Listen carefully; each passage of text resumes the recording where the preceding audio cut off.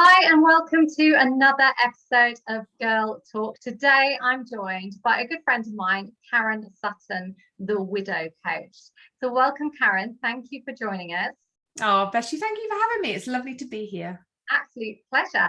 So Karen and I became friends through Instagram, as Karen and I have a very similar story. I was widowed in my early 40s, as Karen was widowed. Both our husbands passed. Similar circumstances. So yeah, thank you for joining us, Karen. And I feel it's such an important topic because so many women are struggling at the moment with grief, and in our 40s and 50s, you know, we're going through hormonal shifts, and then the grief on top of it can cause real issues for women. So Karen, tell us a little bit about your story. What happened to you with Simon? Yeah, so Simon died.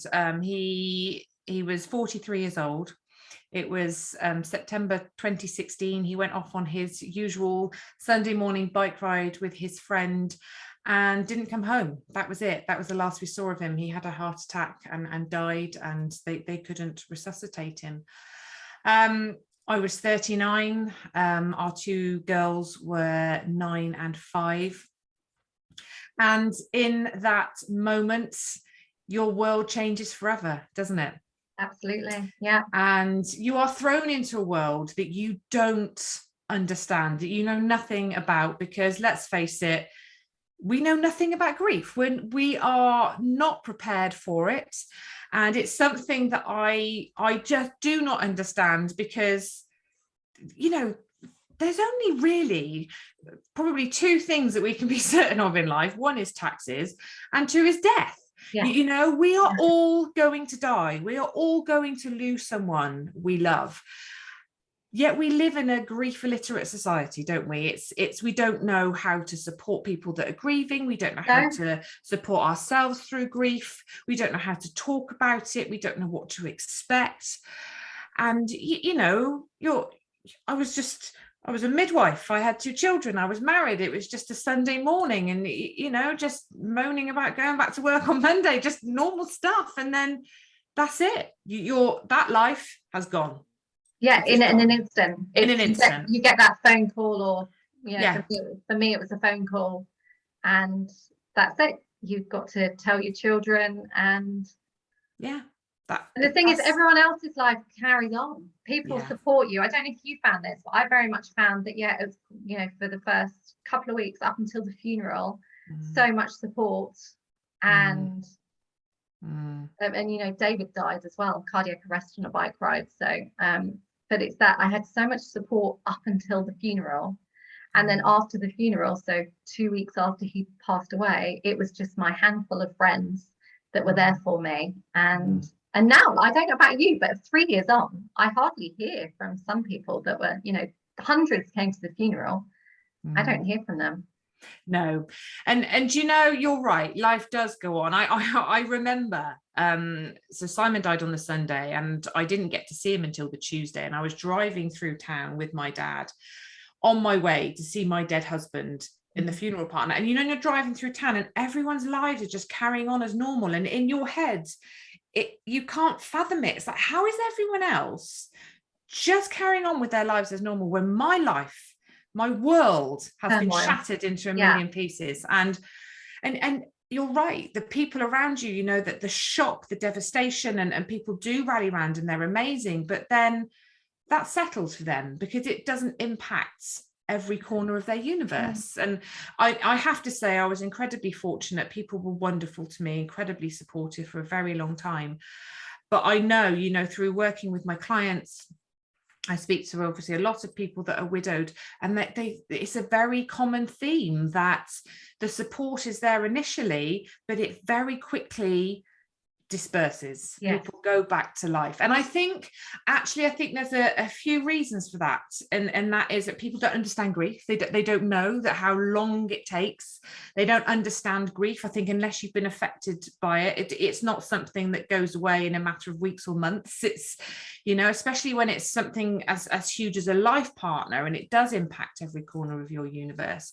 But equally, I think we as the grievers, and this is something I talk about in my program, we have to take a little bit of responsibility. And what we tend to do as grievers, and actually not just people grieving, but anyone going through something traumatic in life, you know, a big life change, tend to kind of pretend it's all okay. People will say, yes, how are you? How are you doing? And what is our response commonly? Yeah, I'm okay. I'm fine. It's all right. Or you might say, I'm finding it a bit difficult today. I feel a bit sad, but it's all right. I'm going to be okay. And we're not very good at showing our vulnerability, speaking our truth from the heart, and really sharing what's going on. And yes, there's reasons for that. We're not very good at communicating naturally. We don't often understand what's going on for us. We don't feel that people want to listen, and people generally aren't very good at listening, are we? We listen to respond. We don't listen to hear. And people sometimes say things to you that get your back up, so that makes you kind of withdraw, doesn't it? Because you think, well, you know, I'm just going to pretend it's okay, because they're going to sometimes best to keep your mouth shut and not but actually it isn't, you know. And I think if you know, again, if somebody says something that doesn't sit right with you, I think again it's educating people and saying, I know you mean well and you haven't meant to upset me, but actually that feels a bit hurtful or clumsy or upsetting because of this. Because we will all take things in very different ways, won't we? And what works for one person, you know, you could say to somebody, oh, you're so strong, you're doing amazing, and somebody will say, oh, thank you, that's really nice of you to say, and someone else will kind of respond with, what choice have I got? What do you expect from me? So it's really hard to navigate. It's for everyone, it's really hard to navigate. And I think this is why it's so important to have these honest, open conversations and bring awareness to these things for people going through all sorts of transformations and changes in their lives. Because grief isn't just about death. It's what I deal with. But grief shows up in many different ways, doesn't it? You know, it's like for me with the menopause ladies, it's women in their 40s and 50s. It could be grief, it could be the end of a relationship, divorce. It doesn't have to be the death of a life partner. It could be divorce. It could be that, you know, the dreams, that the hopes and dreams that you had that you know no longer coming true as you're entering midlife, or the women that are grieving that have never been able to have children. And you know, the ovaries are shutting down, they've lost that chance to be a mother, and that grief can be huge. So grief comes in so many different forms. It isn't just the loss of a loved one. And we don't recognize it, do we? We don't recognize it. You know, we get to a point in our lives and we face these changes through menopause, and they are huge. They have a huge impact on us. They change who we are, you know, I think. And it you know, it's grieving the person that you were, the life that you had, because, you know, before my changes mainly come through death, because my husband died, and before he died, I was a huge party animal. I loved going out drinking and being with people and living my best life. Now, I just really don't enjoy doing that at all. I don't get on with alcohol anymore. It doesn't agree with me, you know, and it's like, that's not what I want to do. But I miss that, being that person, that carefree kind of fun loving, let's go out and party. But so I kind of grieve her as well, and the future I thought I was going to have, and how my life was going to pan out in my mind. But you're right, there's so many different scenarios that bring up this loss within us, and it's recognizing that in ourselves, isn't it? And learning how to nurture ourselves through these changes, because change is inevitable in life. It is, but we don't like it. It scares us, doesn't it? It brings us anxiety and this fear, because we don't like what we don't know. And when we are faced with something that changes our life in some way, it's that uncertainty, isn't it? And I think one of the biggest things I've learned in my life through my experiences is that I'm not actually certain of anything. You know, we think we are, don't we? We kind of, we like to think that we know what's going to be happening, of course, and that's a good thing. But actually, I don't know. I don't know what's going to happen. But what I do know is that I will deal with whatever comes my way. And on the other side of that uncertainty, I will be okay. That's it. It is, you are safe. It's coming down to, at the end of the day, you know, you will be safe. Yes. Yeah, that's it. And leaning into that and reminding yourself of that, you know, even when you feel so scared, so vulnerable, so alone, go out there, find your people, you know, because you're not the only person going through it. And I just truly believe in the power of community and connection, of being with people that understand you, that get it, whatever it is you're going through. Find those people. Yeah. Spend time with them, talk to them, you know, help yourself feel less alone, less isolated. And that is the thing, Karen, isn't it? I know you have a community, but it's that being a widow, especially a young widow, it's so difficult because nobody understands how that feels unless you've been there. You don't. No, absolutely, that's it. And a lot of us don't know another widow in our immediate circle, do we? You know, it's, you know, I've now met other widows through the power of social media and what have you, but it wasn't something that I had in my immediate circle. I didn't know anyone. So it's really important to find that and gain that hope, that wisdom from others, and just the understanding. Sometimes somebody else will say something, won't they, that puts into words what you haven't been able to put into words, and that's really powerful. And you can use other people's journeys to help you reflect on your own and make sense of your situation a little bit. And that still happens to me now. You know, I still speak to people now, and yes, I'm 5.5 years in. I'm in another relationship, but all these stepping stones, they all bring their different challenges and obstacles and fears and anxieties, and it's still meeting people that have been through or are going through something similar to you, and having these conversations and talking about how you feel and what it brings up for you, and normalizing it. And somebody else going, oh God, you know, I felt that too, or I feel that as well, and you're like, oh, thank God for that, it's not just me, I'm not going mad. Because I mean, how often do we think we're going mad? We do. Yes. And it's that thing, it's understand, it's the whole thing, the dating, it's everything. It's huge. It's so challenging. It is. And I think a lot of outsiders kind of, you know, if you start dating when you're widowed and you meet someone else, there's that preconception that they're over it, they're okay, they're better now. And it's not that. It's not a quick fix. It's not, you know, and you still have bad days. It can be, you know, like you're 5 years on, you're 5.5, aren't you? I'm 3.5. Still have bad days. Some days when you wish, you know, they were there to fix, you know, you've got a problem come up and you think, well, they would have fixed it, or they would have given you a hug, or they would have been on the end of the phone. It's those moments that it is. And especially with the children, I find, I think that for me now, they're often my biggest moments, where I just think, oh, you know, I find that the solo parenting, and you know, as much as I do have another partner and he is absolutely incredible with the kids, they're still mine. You know, that the buck stops with me, as it were. And you have to make all the choices and try and guide them in the right way, don't you? And that's a lot. That feels heavy sometimes. And you know, that's not what you signed up for either, is it? No. So I think it's the biggest thing. It was the anniversaries, or you know, like with my son when he graduated, or then the 21st birthdays. Both of mine have gone through their 21st birthday parties, you know, without their dad. And both of them, they found that so challenging. Yeah, of course, they're big moments, aren't they? They are big. And then you like you say, graduating, getting married, having children. There's all these sort of milestones in life that you hit, that you go through, that, you know, when your person isn't there to share them with you, it brings things up, and it makes you feel sad. And I think it's often that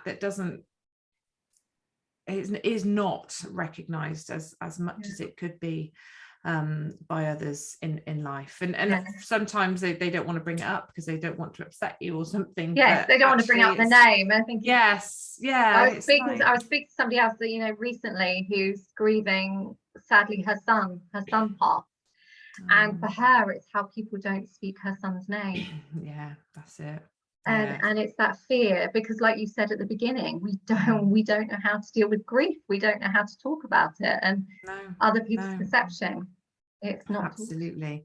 And we don't know how to deal with other people's emotions, do we? You know, when people get upset or angry or frustrated, there's this there's this withdrawing, isn't there, of, oh God, I don't want to do it, I don't want to stay, and I can't deal with it, so I'm just gonna, and that almost brings about the shame of the emotion, doesn't it? Because it's almost like, well, you shouldn't be showing that, or you're feeling that, and it's like, well, actually we all feel it, and we all get like that. We just need someone to stand by our side whilst we figure it all out, But and that's for me, my biggest thing's been having the girls around me. I have a few sort of male friends, and that they know I'm having a bad day, and they say, "Oh, go and speak to your girls. I can't deal with you being emotional or crying. I can't deal with that side of that friendship." So it's having the right friends that can pick you up when you're having a bad day. Definitely. And I think different friends bring different sort of pieces to the puzzle, don't they? Like you'll have some that are really good with the emotional support, some that will bring the fun and the joy and the distraction to your life, and others that have got maybe the wisdom that they will pass on. But it's figuring out who's good at what, and who you can turn to depending on what you feel like you need. But it is very much, we're not kind to ourselves, are we, in life? And I think this is one of the biggest things I've had to learn how to do. Before Simon died, I was 39 years old, and I spent my whole time seeking that external validation, beating myself up, giving myself a hard time, really not thinking about who I was and what I wanted from life, which I actually don't think many of us do. I think you just get on the hamster wheel of life. You carry on, don't you? Each day, work, home, kids, family. You never think, are all these things I'm doing making me feel good about myself, or are they just distractions because I'm not dealing with me and who I am? I'm not being kind to myself. And who wants to spend time with someone that's not very nice to you? And that ultimately is what we're doing, isn't it? And people say, I don't like being on my own. It's like, well, I'm not surprised, because the way you talk to yourself, I wouldn't spend any time either. But I've really had to learn that, to be my own cheerleader, to learn how I feel, what I desire, what I want, what I need, what fills me up, what drains me, what lights my fire, what kind of just makes, when you come away from something and you feel empty, unloved, unconnected, unsupported, or just unfulfilled, and you kind of have to go, why am I doing that? Is that because I expect it of myself, or because I think other people expect it of me?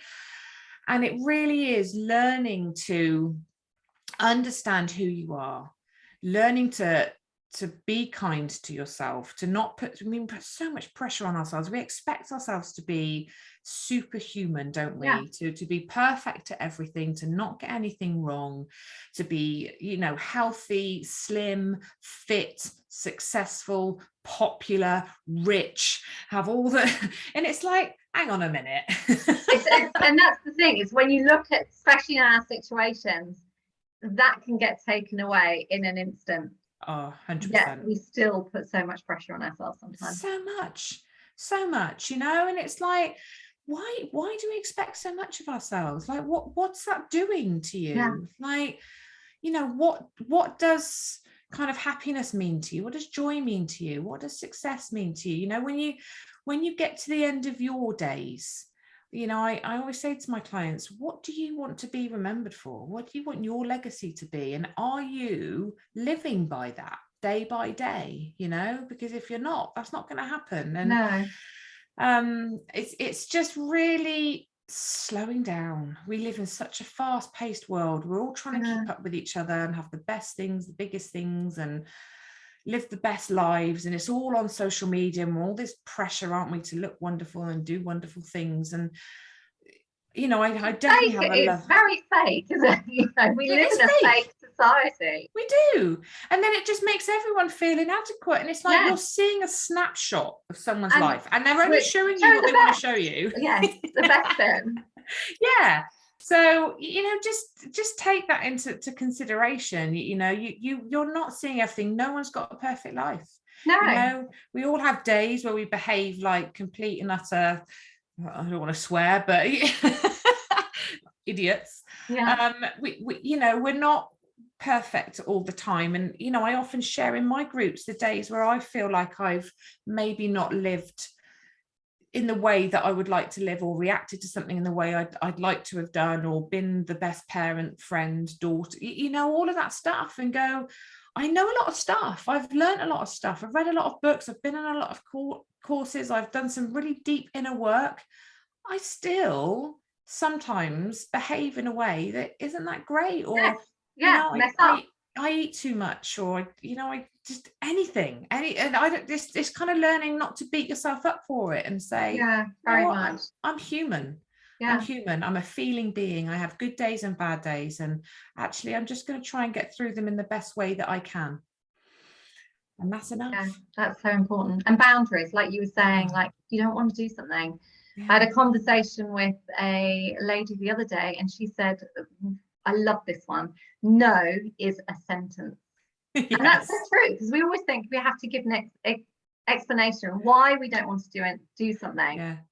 Somebody invites you for a coffee and you really don't want to go, and you make an excuse. Actually, just say no. Is a full sentence. You don't need to give an explanation. I often say to my clients, because I think it's a bit different when you're grieving, is that I say, if you don't want to do something, say no, but follow it up with, at this moment, it's not what I want to do, but please ask me again. Because I think sometimes when you say no a lot, especially when people are grieving, people then stop asking, and that's people's fear. And then they feel like, well, I have to say yes, because if I don't say yes, they'll stop asking. But I'm like, well, just say, no, not today, but please ask me again another time. To kind of invite that in, so that people know. But you're right, we don't have to say yes to everything. We don't have to be up for everything all the time, and we don't have to do things to please others. It's just not necessary. It doesn't achieve anything. And what I found is, in my journey that I've learned, is actually when I have said no to things that I don't want to do, it's often prompted somebody else to say it as well. When you're in a group of people and they're all saying, should we do this, should we do that, and everyone's like, yeah, let's you get and I've kind of said, I'm really sorry, but I don't want to do that. And somebody else will then say, oh, thank God for that. I don't either, actually, but I didn't want to say anything. And it's almost by you saying no that then can give others permission to, if in a group situation, obviously.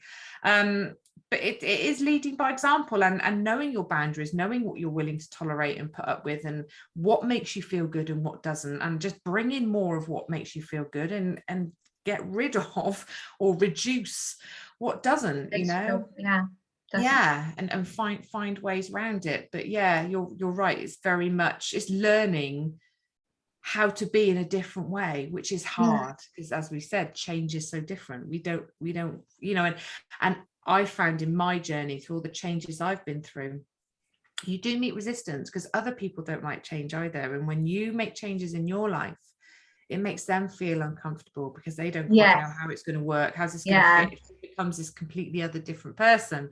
How is this dynamic going to work? And you do meet resistance, and people don't like it. But again, we have to live a life that's true to us. And then sometimes you can find as we're processing things, we're finding our own inner happiness, and that can challenge other people's. I don't know if you found it, especially other friends that are in relationships. I find that quite often it's challenging theirs, because 40s and 50s, it's a time where, as women, we're processing so many emotions anyway, as we said in the beginning, that grieving, the loss of the woman we wanted to be or we once were. And it can be a time where other women, I found, that are unhappy in their relationships, start to think, I'm putting number one on my back because I'm on my own. I'm seeing it more and more with other women. It can be challenging for them. Really challenging. And I see it a lot as well. I think we get to this age, don't we? I've just turned 45, and I look around, and the children are getting older. You're changing, and sometimes you change with people, don't you, and in the same direction, and other times you kind of grow apart a bit, and marriages become strained, and they become difficult. And again, it's all those changes in life, and it does, when you make positive changes in your life to suit you, it does make other people kind of, I don't know, assess, evaluate their own lives and think, do you know what, how happy am I actually here in this? And having those difficult conversations with the people around you, partners especially, because with you doing the menopause work, I mean, that has a huge impact. Oh, it's relationships, huge. Yeah, massive. And men don't know how to deal with that. And I think it's something that we don't know enough about, that the menopause. It's something that we're not educated enough on. But all the symptoms and how it manifests itself, it's huge. It's huge, and the anxiety and the fear that comes with that. It really can. It's monumental. It is monumental, and I think with the anxiety that brings, it's very scary. It's a very scary time, and it's often a change when there's a lot of other changes going on in life as well. You might have parents that are getting older and sick or dying, and your relationship is changing, your children are growing up and moving on, career might be, everything comes at once. And the hormones are on this roller coaster. It's no wonder, I hear from so many women daily, anxiety, stress, depressed, because but like going through puberty, it's like going through puberty, but when you went through puberty, you had school, you had a few tests, maybe a few exams, maybe the odd boy trouble or girl trouble, but you come to your 40s or 50s, and it's you've got finances, relationships, marriages, like you say, grief, work, everything. It's just the weight of the world is on your shoulders, and this is where, again, the boundaries have to be in place when you get into your 40s and 50s.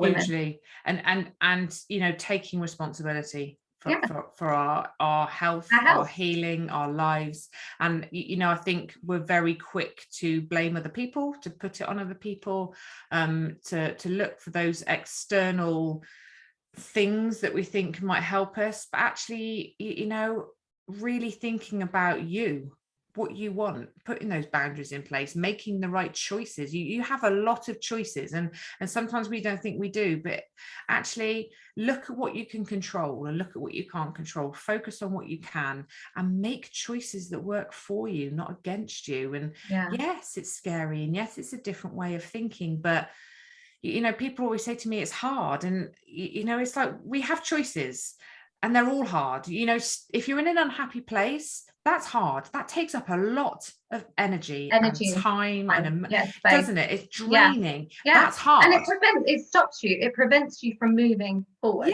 It keeps you stuck in a place. But then if you make the changes and you do the work, yes, that's hard too, but that's going to help you take those steps forward and create something more fulfilling, more meaningful for yourself, and will take you to a place where you're going to feel better. So it's like that. It's that choice, choose your hard, effectively. And it's tough. I'm not saying it's easy. None of this is easy.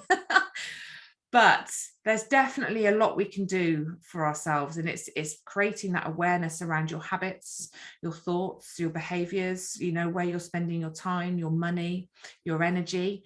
Are those things serving you? Can you make different choices to help yourself, to nurture yourself through life? Because hopefully we've all got a lot of years ahead of us, and hopefully we've got to enjoy them and live our best now, haven't we? That's it. And I think there is life is beautiful. Life is a gift, and I truly believe that.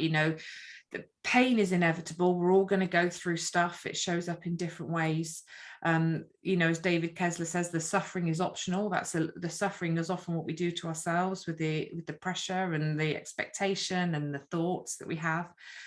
And it's kind of saying, life can be hard and things will come your way, but ultimately there's a lot of good in the world, and there's a lot of beautiful things to see and experience and to do, and the opportunity and the possibilities out there are endless. They really are, but you've got to go out and find them, haven't you? And sometimes that's Karen going through, I know we spoke about this before, almost seeing as like David and Simon's past gift, because it has awakened us to new opportunities, being more mindful about what life is about moving forward. 100%. I've learned so much more about life myself, you know, and what it's all about and what it means to me and what I desire since Simon died than I did in the 39 years before, I think, you know, and I'm grateful for those lessons. I am, you know, it'd been nice to have learned them in a different way, but I can't. But they've been powerful for me. They really have. And I am very grateful for them, because it's just given me a different perspective, a different outlook. And I do make very different choices now. I live a very different life, but it's a good one. Yeah. It is a good one. And I feel very happy in it. I've, you know, like you say, there's the sadness as well, but that's grief, isn't it? It's the kind of duality of both. It's what life's about, but it's where you choose to focus your attention, isn't it? And I kind of want it to feel good and look good. So that's what I strive to do, and that's what I just love helping others do as well, you know. Not that it takes a long time, doesn't it? And I think it's something that actually you don't get to a destination. There's no point. It changes, doesn't it? It's a lifelong kind of journey, process, whatever you want to call it. But it does change, and we have to learn to be more fluid and to adapt and be less rigid in our thinking, which I think we can all get caught up in a little bit, and I still do. You know, I say all this, but there's still times when I'm like, oh, you're being a bit rigid, you know, like open your mind a bit, kind of be a bit more fluid, stop being so rigid. And you know, it's just catching yourself doing the things that you know probably aren't serving you that well. Talking to yourself in the right way. Asking yourself better questions. So Karen, just share quickly how you work with women, how women, other widows, can, you know, find you, and the ways they can work with you. So I've got a free Facebook support group, Widowed and Rising, which I go into every Monday at 5 p.m, which is a lovely supportive space, and that's free for anyone that's widows, widowers and surviving partners. I have then got my membership, which we meet 3 times a month, and we just have some wonderful sessions together, helping each other through our grief and learning, you know, better coping strategies and drawing from each other's strength and wisdom and getting to know each other. And that's £25 a month. It's a very low cost, wonderful way of supporting yourself through it. And then I've got my program, my Finding Hope in Widowhood, which I'm actually in the throes of changing how I do it. But fundamentally, it's 12 modules, and we meet weekly. You work through the modules, and we talk about, you know, sort of the relearning of life, of death, of grief, of, you know, rediscovering who you are in this new world, reconnecting with your loved one, reimagining a future for yourself and what you want that to look like. We cover all sorts of things: anxiety, guilt, fear. There's so much in that. It's a wonderful group program, actually, that you go through with other widows and widowers, but it's all on my website, which is karensutton.co.uk. So it's all on there. So there's plenty of ways you can work with me and meet other people going through something similar, because I just think that community, that connection is super powerful, and bringing people together, it's magical things happen. They really do. Perfect. Well, thank you so much, Karen, for sharing. I will put all Karen's details in the show notes below, so you can contact Karen directly. But thank you for taking the time to have a little bit of girls chat with us. For those watching, please give us a thumbs up, and please share this video so that other women, other widows or widowers can find this conversation, and subscribe for more girl chats all around helping you women in your 40s and 50s to thrive, not just survive. So thank you so much, Karen. Thank you.